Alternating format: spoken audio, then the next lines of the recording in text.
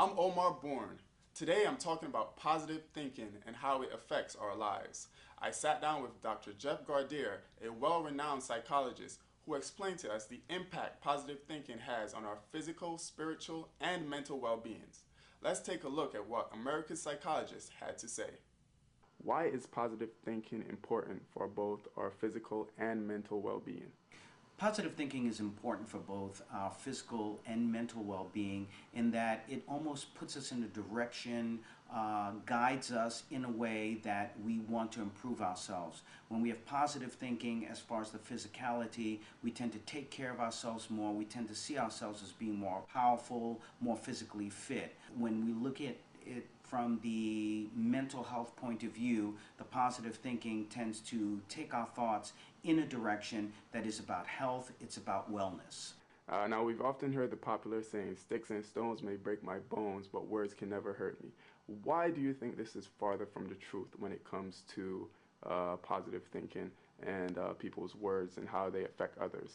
Well, if you don't have positive thinking, your emotional immune system almost drops, where things that people say about you, if you already have some self-esteem issues, you tend to incorporate that, you tend to ingest that psychologically because you just don't have the self-esteem to be able to fight that off. But when you do have the positive thinking, you realize that that person who's saying those things about you, they have the issue, not you. You are much more fit emotionally to be able to ward off that kind of bad behavior, bad words, bad stress. Now, what are some tips that you can give to anyone who think or may need to improve their thinking? Well, I think one of the first things that you need to do is to be spiritual. You need to pray. You need to know that you can't do it by yourself. If you have the guidance from the Creator, from God, Yahweh, that gives you what you need as far as the intestinal fortitude to be stronger, to be able to achieve many more things.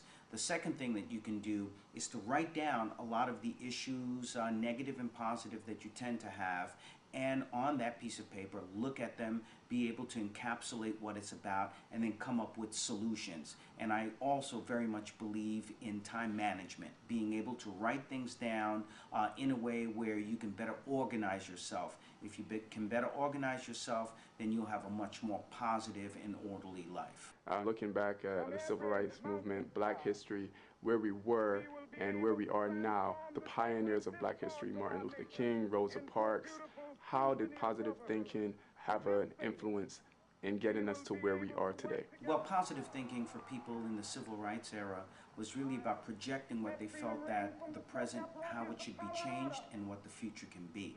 That was their positive thinking. To be able to ward off what we talked about earlier, the sticks and stones rather may break my bones.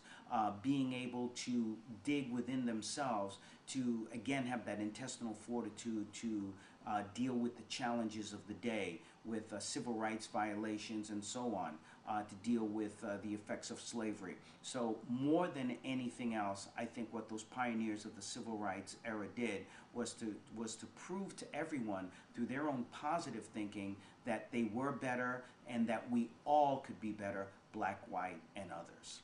I'd like to thank Dr. Gardere for stopping by to talk to us today and share some important tips on positive thinking. That's the latest from here. I'm Omar Bourne.